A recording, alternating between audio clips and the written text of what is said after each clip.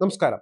ഇസ്രായേലിന്റെ സുരക്ഷാ സംവിധാനങ്ങൾ ലോകോത്തരമാണ്. അത് ലോക ശ്രദ്ധ ആകർഷിച്ചതാണ്.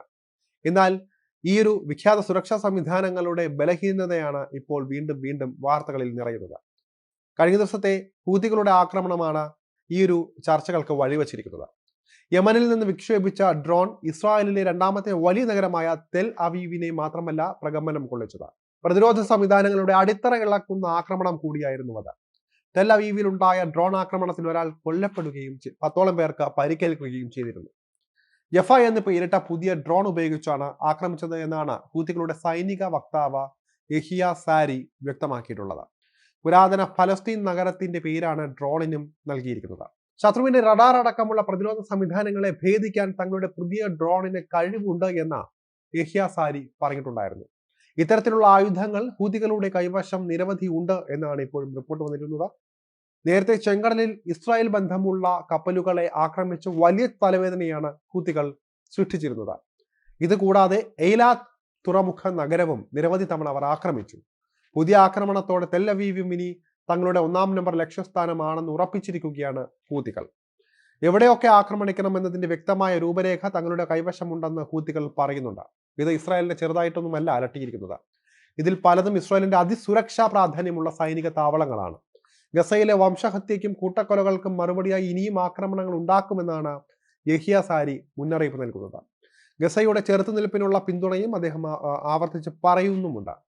ഡ്രോൺ ആക്രമണത്തിന് പിന്നാലെ വലിയ വിമർശനങ്ങൾ ഇസ്രായേൽ നേതൃത്വത്തിനെതിരെ ഉയർന്നിരുന്നു. ഇതിന്റെ പശ്ചാത്തലത്തിൽ ഇതിന്റെ ചുവട് പിടിച്ചാണ് മറുഭാഗത്ത് നിന്ന് ഹൂതികളും ശക്തമായി നേരിടുന്നത്. ഇതെല്ലാം തന്നെ ലോകത്തിന് മുമ്പിൽ ഇസ്രായേലിനെ ഒറ്റപ്പെടുത്തുന്നു എന്ന സ്ഥിതിയിലേക്ക് കൂടി കാര്യങ്ങൾ എത്തിക്കുകയാണ്.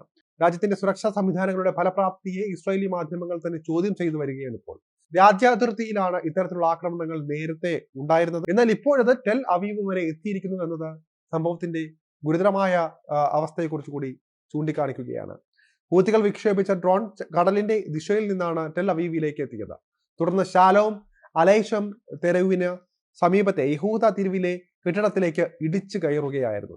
സ്ഫോടനത്തിന്റെ പ്രതിധ്വനികൾ വെസ്റ്റ് ബാങ്ക് വരെ ഉണ്ടായതായി റിപ്പോർട്ടുകളുണ്ട്.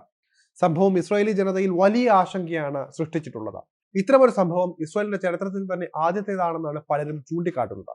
ഡ്രോണിനെ തിരിച്ചറിയാൻ കരയിലും കടലിലുമുള്ള റഡാറുകളുടെ കഴിവില്ലായ്മയുടെ തെളിവാണിതെന്ന വിമർശനവും അവിടെ നിന്ന് ഉയരുന്നുണ്ട്. ടെൽ അവീവിലെ US കോൺസുലേറ്റിന് സമീപമാണ് ആക്രമണം ഉണ്ടായത്. ഇവിടെ കനത്ത സുരക്ഷാ സന്നാഹമാണുള്ളത്. എന്നിട്ടും എന്തുകൊണ്ട് ഡ്രോണിനെ തടയാനായില്ല എന്ന് മാധ്യമങ്ങൾ ചോദിക്കുകയാണ്. പ്രതിരോധ മന്ത്രി യോവ് ഗാലന്റ് ഉറക്കത്തിലാണെന്നും അദ്ദേഹത്തെ ആരെങ്കിലും ഉണർത്തണമെന്നും പലരും പരിഹസിക്കുകയും ചെയ്തു. ഡ്രോൺ നേതാക്കളുടെ വീട്ടിലാണ് പതിച്ചിരുന്നതെങ്കിൽ അവർ ഉണർന്ന് പ്രവർത്തിച്ചിരുന്നേ എന്നും ചിലർ പരിഹാസങ്ങളോടെ പറയുന്നുണ്ട്.